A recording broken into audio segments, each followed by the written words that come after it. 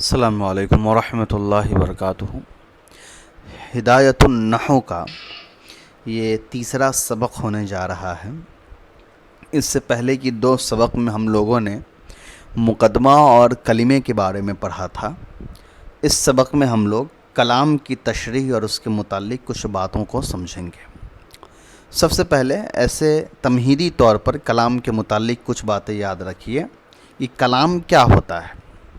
عربی میں دو لفظ استعمال ہوتے ہیں۔ آپ یہ کہہ سکتے ہیں کہ موضوع لفظ جو ہوتا ہے اس کی دو قسمیں ہوتی ہیں، ایک مفرد ہوتا ہے اور ایک مرکب ہوتا ہے۔ اسی مرکب کو کلام بھی کہا جاتا ہے۔ کلام عام طور پر کم سے کم دو لفظوں سے مل کر کے بنتا ہے، یا تو وہ دو اسم ہوگا یا ایک اسم ایک فعل ہوگا، لیکن کم سے کم دو کلمہ جڑ کر کے ہی کلام بنا پاتے ہیں، اور زیادہ کی کوئی مقدار متعین نہیں ہے۔ اب سوال یہ ہوتا ہے کہ کلام جو ہے وہ کتنے طرح کے ہیں؟ تو عام طور پر کلام جو ہوتا ہے وہ دو طرح کا ہوتا ہے۔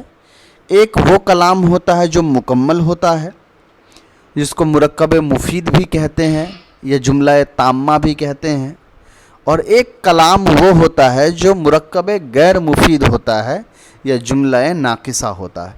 تو وہ کلام کی تفصیلات انشاءاللہ ہم آگے پڑھیں گے۔ یہاں صرف کلام کی بات چل رہی ہے، کلام کی قسموں کی بات نہیں چل رہی ہے۔ پہلے میں لفظی ترجمہ کر دے رہا ہوں، اس کے بعد جو ہے اس کی تشریح ہو جائے گی انشاءاللہ۔ فصل الکلام، فصل کلام کے بارے میں۔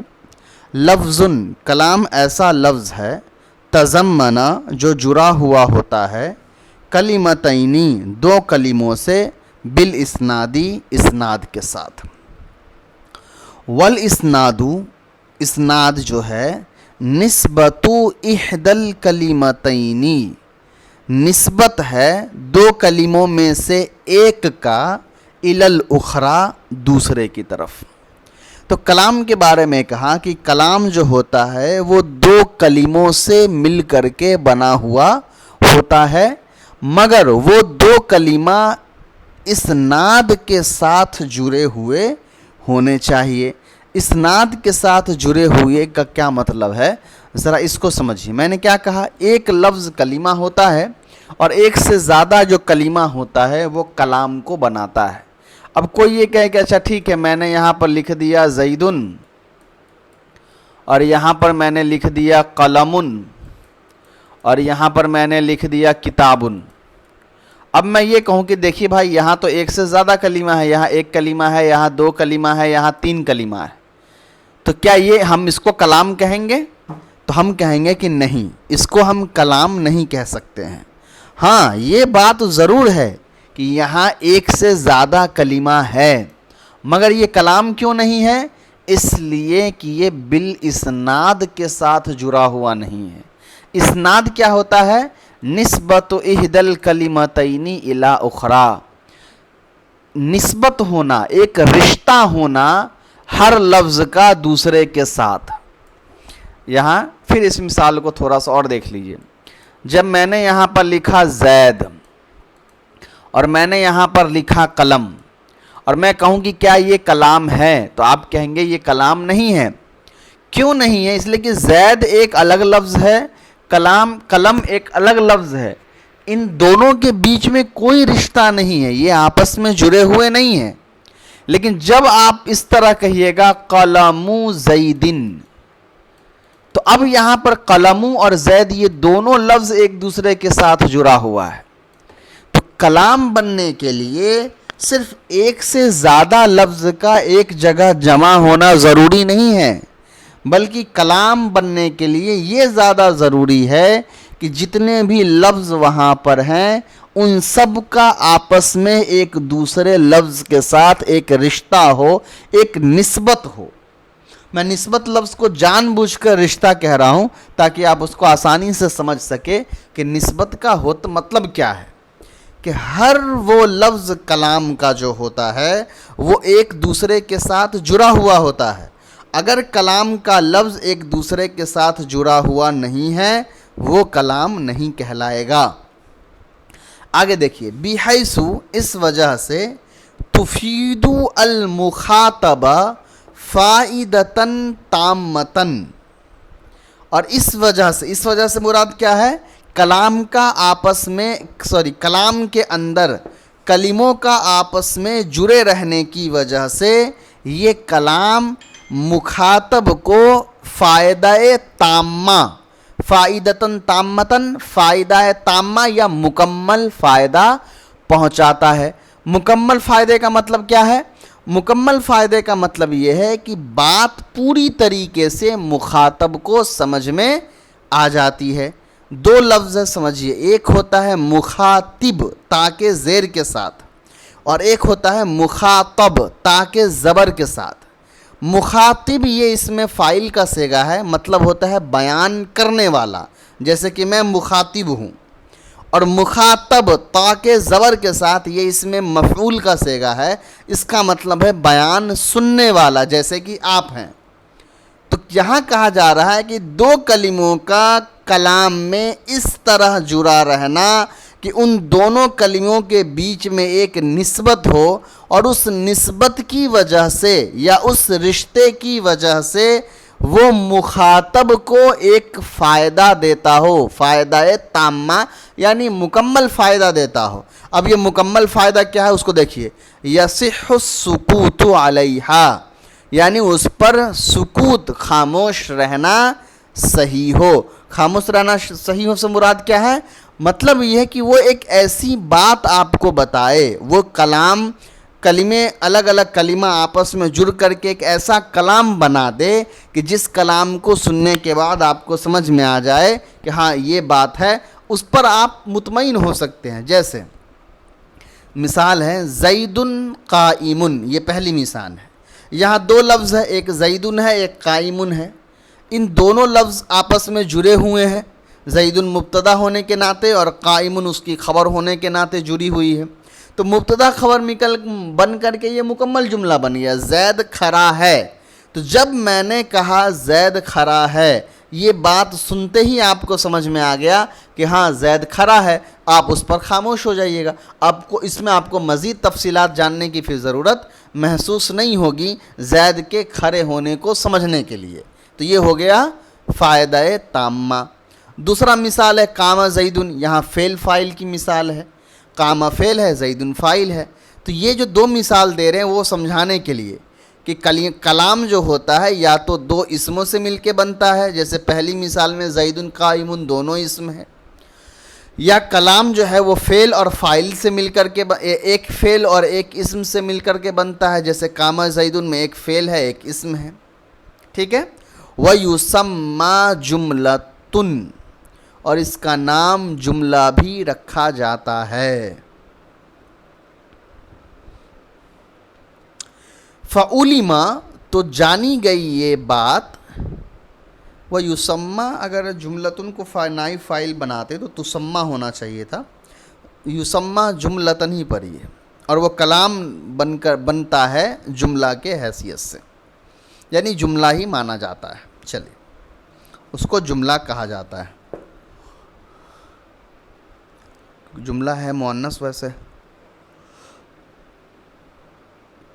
چلیے تسمہ جملتن پڑھ لیجئے، فی الحال جملہ مانا جاتا ہے۔ فعلم، تو جانی گئی یہ بات کہ ان الکلام، کہ کلام جو ہے لا یحصل، نہیں حاصل ہوتا ہے، الا من اسمین، سوائے دو اسموں کے، یعنی کلام جو ہے وہ کم سے کم دو اسم کے بغیر نہیں بن سکتا ہے، کم سے کم دو اسم تو چاہیے ہی چاہیے، اگر دو اسم نہ ہو کر کے ایک ہی اسم آ گیا تو وہ نہیں بن پائے گا۔ تو پتہ یہ چلا کہ کلام کم سے کم دو اسموں کو آپس میں جوڑ کر کے بنتا ہے، جیسے زید قائم، یہاں زید قائم دونوں اسم ہے، وَيُسَمَّى جُمْلَةً اسْمِيَّةً، ٹھیک ہے، اس کو جملہ منصوب ہی پڑھیے، حالانکہ مجہول ہے اور جملہ مؤنث ہے، اس کو تسمہ آنا چاہیے تھا۔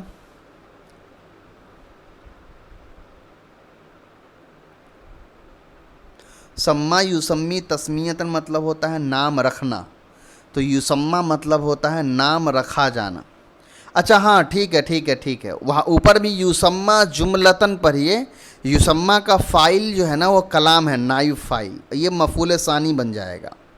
تو یہاں بھی یسمل کلام جملتن اسمیتن ایسے ہے لفظ ہے نا، کلام ہوا جو ضمیر ہے وہ کلام کی طرف چلا جائے گا. ٹھیک ہے. یسمہ جملتن اسمیتن یعنی اس کلام کا نام رکھا جاتا ہے جملہ اسمیہ. کون سے کلام کا؟ جو اسم سے شروع ہوتا ہے. او من فعل و اسمن، یا پھر فعل اور اسم سے مل کر کے بنتا ہے. جیسے کاما زیدن، یہاں کاما فعل ہے، زیدن فاعل ہے. یسمى جملتن فعلیتن، تو یہاں بھی ہے یسمى الکلام جملتن فعلیہ. کلام لکھا ہوا نہیں، میں آپ کو سمجھانے کے لیے پڑھ رہا ہوں یہاں پر، چونکہ میں بھی کنفیوز ہو گیا تو ابھی آپ کو بھی میں نے وہ بار بار دو جگہ بیان کر دیا تاکہ آپ بھی کنفیوز نہ ہو. تو اسی طریقے سے میں بالکل آپ کو فرسٹ ہینڈ ایسے ہی جان بوجھ کے پڑھا رہا ہوں. جیسے ابھی یسمہ والے جگہ پر ہم پھنسے، تو اگر یہاں پہ یا نہیں لکھا ہوتا مان لیا جائے تو ہم تو تا پڑھ کے تسمہ جملتن پڑھ لیتے. لیکن پھر ہم نے غور کیا کہ یہاں پر بھائی جملہ جو ہے وہ مؤنث فاعل ہے، مؤنث ہے. یسمہ مذکر کا فعل ہے، تو مذکر فعل کے ساتھ مؤنث فاعل تو نہیں بن سکتا، یا نائب فاعل تو نہیں بن سکتا ہے. تو ہم پھر غور کر کے ڈھونڈنے لگے کہ فاعل کس کو بنائیں گے، نائب فاعل. تو ویسے ہی کلام میں کبھی بھی اگر آپ اٹک جائیں تو ویسے ہی غور کر کے پڑھنی چاہیے. چلیے. وَيُسَمَّى جُمْلَةً فعلیتاً، اس کلام کا نام رکھا جاتا ہے جملہ فعلیہ. اِذْ لَا يُوجَدُ الْمُسْنَدُ وَالْمُسْنَدُ إِلَيْهِ، جب نہیں پایا جائے مسند اور مسند الیہ معاً ایک ساتھ، فی غیرہما ان دونوں کے علاوہ میں. فی غیرہما سے مراد کیا ہے؟ کلام، جملہ اسمیہ اور جملہ فعلیہ میں. لا بد للکلام منہما، تو کلام اس کے بغیر بن ہی نہیں سکتی ہے. تو یہ کہہ رہے ہیں کہ دیکھو چاہے جملے اسمیہ ہو چاہے جملے فعلیہ ہو، ان دونوں میں ایک بنے گا مسند اور دوسرا بنے گا مسند الیہ. بغیر مسند اور مسند الیہ کے جملہ بن ہی نہیں سکتا ہے، نہ جملے اسمیہ نہ جملے فعلیہ. اب سوال ہے کہ بھائی مسند اور مسند الیہ کیا ہے؟ میں نے بہت بار آپ کو سمجھایا ہے، پھر ایک بار دہرا دیتا ہوں. مسند اور مسند الیہ جو ہوتا ہے، یہ جملے کی اندر جو کلمات استعمال ہوتے ہیں اس کے آپس کے رشتوں کو بیان کر رہا ہوتا ہے. یعنی مان لیا کہ زید قائم ہے، تو زید قائم یہ دو لفظ ہے، اس ظاہر سی بات ہے اس میں سے ایک مسند ہوگا ایک مسند الیہ ہوگا. تو مسند کون ہوگا اور مسند الیہ کون ہوگا وہ تو ہم بعد میں سمجھیں گے. ابھی صرف اتنا سمجھیے کہ زید قائم یہ جملے اسمیہ ہے، تو اس میں سے ایک مسند ہوگا ایک مسند الیہ ہوگا، چونکہ مسند مسند الیہ کے بغیر جملہ بن ہی نہیں سکتا ہے، اور جہاں مسند ہوگا وہاں مسند الیہ کا آنا ضروری ہے. تو مسند اور مسند الیہ ہمیشہ ساتھ میں آتے ہیں. تو اب کوئی جملہ بغیر مسند اور مسند الیہ کے نہیں بن سکتا ہے. تو سوال یہ ہے کہ مسند اور مسند الیہ ہوتا کیا ہے؟ تو سمجھیے اس کو. مسند اور مسند الیہ جو ہوتا ہے وہ یہ بیان کر رہا ہوتا ہے کہ یہ دو لفظ جو آپس میں جڑے ہوئے ہیں یا جڑ کر کے کلام بنا رہے ہیں، ایک جملہ بنا رہے ہیں، ان کا آپس کا کیا تعلق ہے، اس میں کون اصل ہے، کس کے اوپر اس جملے کی ذمہ داری ڈالی گئی ہے. تو مسند الیہ کہا جاتا ہے جملے کا وہ حصہ جو اصل ہے، جس کی وجہ سے دوسرا لفظ وجود میں آیا ہے. اور مسند کہا جاتا ہے وہ جملے کا حصہ جو مسند کو ایکسپلین کر رہا ہو، مسند الیہ کو سمجھا رہا ہوتا ہے یا ایکسپلین کر رہا ہوتا ہے. پھر سے سمجھیے، مسند الیہ جملے کا اصل حصہ ہوتا ہے جس کی وجہ سے وہ جملہ بنتا ہے، اور مسند جو ہوتا ہے وہ جملے کا وہ حصہ ہوتا ہے جو مسند الیہ کے بارے میں بیان کر رہا ہوتا ہے.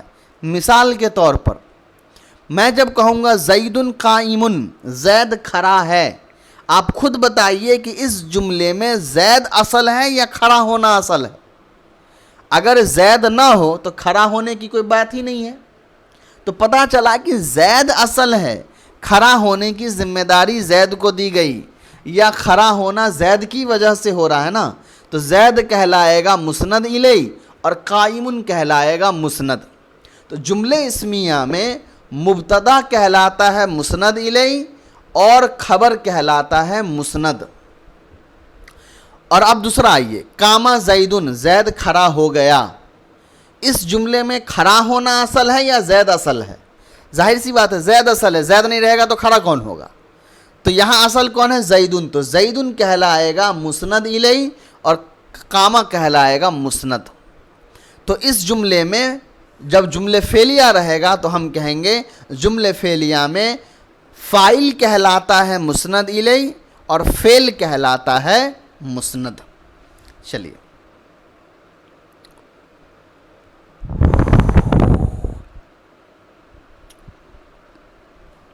فَإِن قِیل، تو اب ایک سوال کا ایک خفیہ سوال پوچھ کر یہ خود جواب دے رہے ہیں کہ فَإِن قِیل، اگر کہا جائے قد نقض بالندائی، کہ یہ جو رول آپ نے بیان کیا کہ ایک جملے میں ایک مسند ہونا چاہیے اور دوسرا مسند الیہ ہونا چاہیے، تو یہ رول تو ٹوٹ گیا ندا کے اندر۔